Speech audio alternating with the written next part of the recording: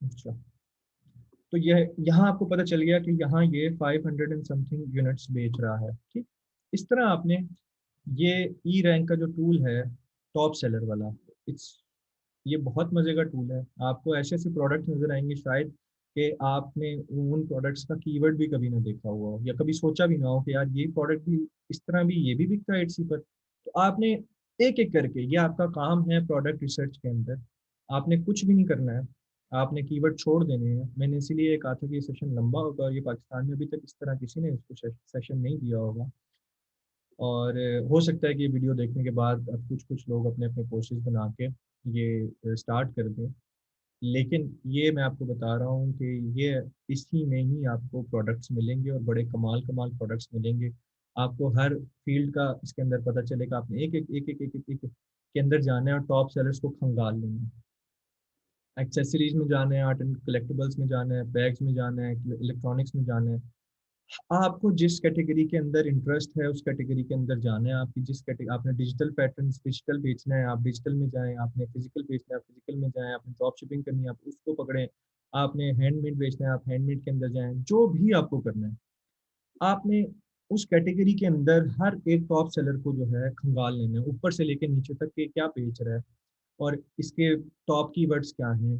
उन अब उसको क्या करना है आपने। अब दोबारा हम इसके अंदर आते हैं, अब हमने ये देख लिया है तो अब हमने इसकी ये ओपन की लिस्ट। ठीक, अब मैं आपको बताने लगा हूँ कि ये क्या है। यहाँ यहाँ ये इस लिस्ट के बारे में बता रहा है कि इसको इसका 98% स्कोर है। मैं उसी सेलर की एक लिस्ट के अंदर आ जाऊँ तो मैं उसका लिस्ट ऑडिट कर रहा हूँ, मैं कुछ भी नहीं कर रहा हूँ। ठीक, अभी आपको मैं समझाने लगा हूँ कि अब आपने चीज़ें कैसे निकालनी है। ये क्रिएट की गई थी 12 मार्च 2020 में। ठीक, अब आपको पता चल गया कि 12 मार्च 2020 में कैलकुलेट हुई थी। और मैं अब क्या करूँगा, इस प्रोडक्ट कितना प्रोडक्ट बिका है ये सेम कैलकुलेशन से कैलकुलेटर। ठीक, यहाँ आप इसको पता चल गया ये क्वांटिटी अवेलेबल है कितनी, 822। क्रिएट हुआ है 12 मार्च से। 12 मार्च के बाद अप्रैल मई जून जुलाई अगस्त सितंबर अक्टूबर नवंबर दिसंबर, ये 9 महीने बनते हैं। ठीक हो गया। 9 महीने में अब हमें पता चलेगा कि इसने भाई साहब ने कितने बेचे हैं इस प्रोडक्ट को। इसको 6 रिव्यूज मिले हैं। ठीक हो गया। 6 × 6 हम करेंगे, ये 39 है। ठीक, इसको डिवाइड कर देंगे 9 से। इसने 9 महीनों में 4.4 यानी किसी में 5 बेचे होंगे किसी में 3 बेचे होंगे, लेकिन ये इस प्रोडक्ट का इसका 9 महीनों का सफर है। ठीक हो गया, समझ में आ गई आपको। इस तरह आपने हर प्रोडक्ट के शॉप के अंदर जाना है, हर प्रोडक्ट की सेल्स वेलोसिटी निकालनी है महीने की। अब ये अगर इसको मैं 30 से डिवाइड करता हूँ तो पीछे सेल बचती कोई नहीं है। ठीक, तो ये इट्स नथिंग।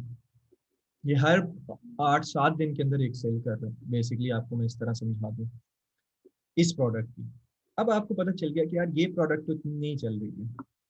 ठीक, इसी तरह आप इस जब लिस्टिंग ऑडिट के अंदर आएंगे तो यहाँ आपको पता चलेगा कि ये कौन से टैग्स पर रैंक कर रहा है।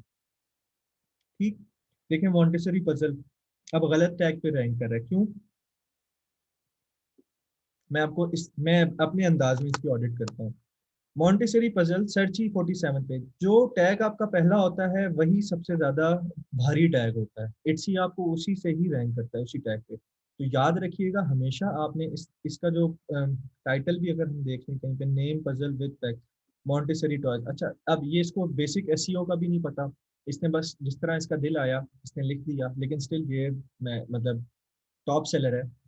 ठीक है, एसईओ के हिसाब से नहीं है लेकिन टॉप सेलर है। अभी मैं 9 महीने में ही ज्यादा बेच सकता था अगर ये थोड़ा सा अपना जो की वर्डिंग है उसका थोड़ा सा अरेंजमेंट चेंज कर देता। अब मॉन्टेसरी पजल सर्च ही नहीं हो रहा, 47 सर्च हो रहे हैं मंथ की। क्लिक रेट उसका 32% है और कंपटीशन है ही नहीं। अब 47 सर्च में से 32% अगर उसका, अब फॉर एग्जांपल मैं आपको यहाँ पे ये भी आपने मैथ करके चले जाना है। ठीक, इससे घबराना नहीं है। ये बजाय बात की इन्वेस्टमेंट से ये आपकी रिसर्च ही मैटर करेगी। 47 को अगर आपने क्या किया माइनस कर दिया 32%। ठीक, 31, अब इसको आपने माइनस किया 47 से, तो 15 लोग, 15 सर्च हो रहा है महीने में, एक महीने में 15 सर्च हो रहा है, और उसमें ये इतने सारा कंपटीशन है 9,000, 15 के हिसाब से 9,000 ठीक ठाक उसका सर्च वॉल्यूम कंपटीशन है।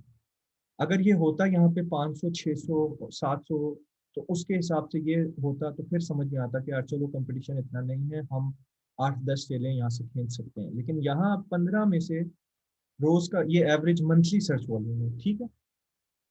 तो उसके मुकाबले में ये 4 सेल्स ले रहा है, विच इज़ वेरी नाइस, क्योंकि ये टॉप सेलर है।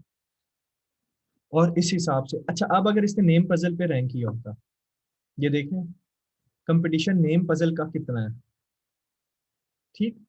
नेम पजल पे अगर इसने रैंक किया होता इसको, तो ये अपने और प्रोडक्ट्स की तरह ये सिर्फ नेम टैग को इधर ऊपर ले आता, जैसे इसने इधर लिखा हुआ है नेम पजल, तो ये रैंक कर रहा होता इस वक्त।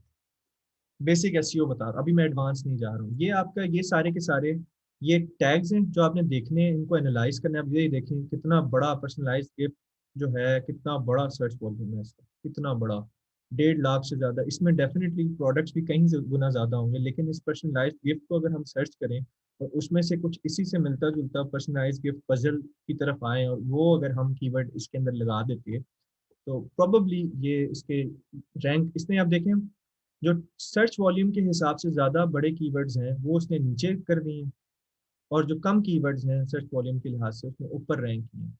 ये होता है बेसिकली आप किन कीवर्ड्स पे रैंक करा रहे हैं, ये सारे टैग्स हैं। इट्सी क्या कह रहा है आपने, इट्सी कह रहा है कि आपके लिहाज से मॉन्टेसरी पजल जो है वो सबसे ज़्यादा एक्यूरेट टैग है आपके प्रोडक्ट के लिहाज से, तो उसने इसी इसी सर्च में वो टैग करेगा। दूसरा कस्टम नेम, तीसरा, उसके बाद ये देखता भी नहीं है। ठीक हो गया। ये बाकी इसकी डिस्क्रिप्शन लिखी हुई है, ये आपको डिस्क्रिप्शन बता देगा उस सेलर की, और ये कम्प्लीटली वो बता देगा। ये आपने हर लिस्ट को, हर कंपेटिटर को, ये जो बेसिक टूल है आपने 1 महीना लगाना है। रोज रोज अपनी लिस्ट, मतलब इतना करें कि ये जो आपका कोटा है ना ये खत्म होना चाहिए रोज का रोज।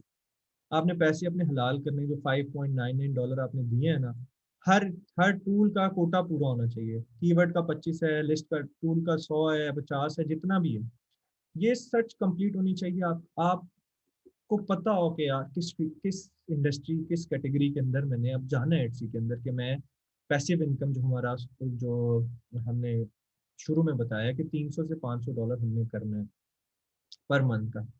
ठीक हो गया।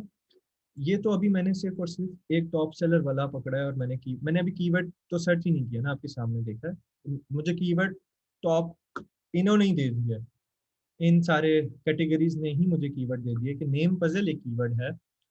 नेम पजल वुड हो सकता है, नेम पजल स्टील हो सकता है, मेटल हो सकता है, ब्रास हो सकता है, कुछ भी हो सकता है। अब वो मुझे एक मिल गया कि नेम पजल जो है वो एक टॉयज एंड की कैटेगरी के अंदर बहुत ज्यादा चल रहा है, लोग उसे परचेज कर रहे हैं। अब मैं उसके अंदर चला जाऊंगा। ठीक। इसी तरह आपने सारे सारे ये सारे के सारे सर्च करने हैं। ठीक हो गया। अब इसके बाद जब हम हमें पता चल जाएगा कि हमने किस कैटेगरी में हम फाइनल हो जाते हैं। ठीक। नेम पजल के अंदर ही चले, मैं एक मिसाल दे रहा हूँ कि हमने नेम पजल हमने फाइनल कर लिया कि हमने नेम पजल्स ही बेचने हैं। तो उसके बाद फिर हम आएंगे आपके पास, ये सारे जो टूल्स हैं उसकी तरफ आएंगे। ये हमारा नेक्स्ट सेशन होगा इंशाल्लाह, जल्द वो भी अपलोड हो जाएगा। अभी आपके पास मैंने पूरा का पूरा दरिया दे दिया। अब अगर कुछ लोग अगर ये कहेंगे कि हमें नेक्स्ट सेशन 2-4 दिन बाद ही, नेक्स्ट सेशन कब अपलोड होगा, नेक्स्ट सेशन कब अपलोड होगा, तो मुझे पता चल जाएगा कि उन्होंने उन्होंने इन कैटेगरीज को सही तरह से नहीं एक्सप्लोर किया, क्योंकि ये कोटा जो है ये लिटरली 1 घंटे में ख़त्म हो जाता है।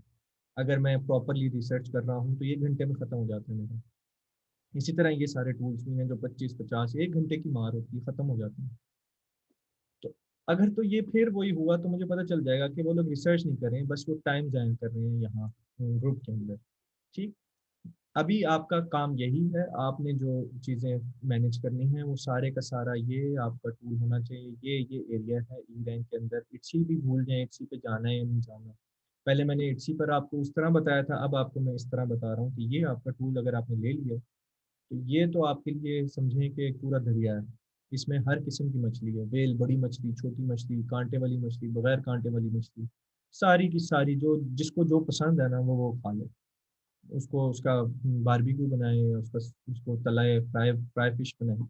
लेकिन ये आपका सारी की सारी कैटेगरीज हैं, इसके अंदर आपने घुस जाना है और इसी से प्रोडक्ट्स निकालने हैं, उसी से ही कीवर्ड निकलेंगे और उसी से ही हम अपनी नेक्स्ट जर्नी स्टार्ट करेंगे। ठीक है, अब मिलते हैं नेक्स्ट सेशन में, ये सेशन मैं अपलोड कर दूंगा जल्द ही। ओके, टेक केयर, अल्लाह हाफिज़।